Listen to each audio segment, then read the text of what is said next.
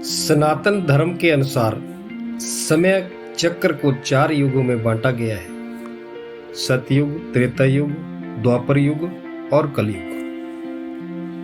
कलयुग को मानव जाति का सबसे श्रापित युग माना गया है, मगर महर्षि व्यास जी ने विष्णु पुराण में कलयुग को सबसे श्रेष्ठ युग कहा है।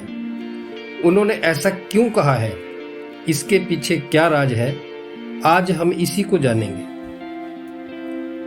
विष्णु पुराण में ऐसा लिखा गया है कि एक समय की बात है, महर्षि व्यास गंगा में स्नान कर रहे थे। कुछ अन्य ऋषिगण वहां पहुंचे। उन्होंने देखा महर्षि व्यास जी गंगा में स्नान कर रहे हैं। वो लोग वहीं गंगा के किनारे एक पेड़ की छाया में बैठ गए। महर्षि व्यास ध्यान लगाकर खड़े हुए और उन्होंने कहा, कलयुग सब युगों में श्रेष्ठ है।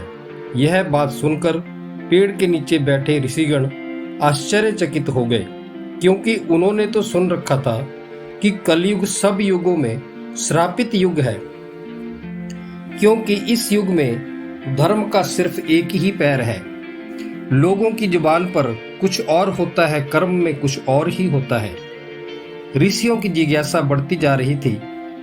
वो जल्दी से जल्दी जानना चाहते थे कि कलयुग श्रेष्ठ कैसे है। जब महर्षि व्यास जी स्नान करके नदी से बाहर आए तो ऋषियों ने उत्सुकतापूर्वक पूछा, हे महर्षि, आपने कहा कि कलयुग सब युगों से श्रेष्ठ है, हम इसको समझना चाहते हैं। महर्षि व्यास जी ने उत्तर दिया, सतयुग में 10 वर्ष तक ध्यान, भजन, जप, तप आदि करने से जो फल मिलता है, वही फल त्रेता युग में 1 वर्ष में मिलता है। द्वापर युग में 1 मास और कलयुग में वही फल 1 दिन में मिल जाता है, यानी 24 घंटे में वही फल मिल जाता है। इसलिए मैंने कलयुग को सर्वश्रेष्ठ युग कहा है। थोड़ी सी मेहनत करने से ही मनुष्य को महारथ की प्राप्ति हो जाती है। इसलिए मनुष्य को परमार्थ के मार्ग पर चलकर परमेश्वर का ध्यान भजन करके अपने जीवन को सफल बनाना चाहिए।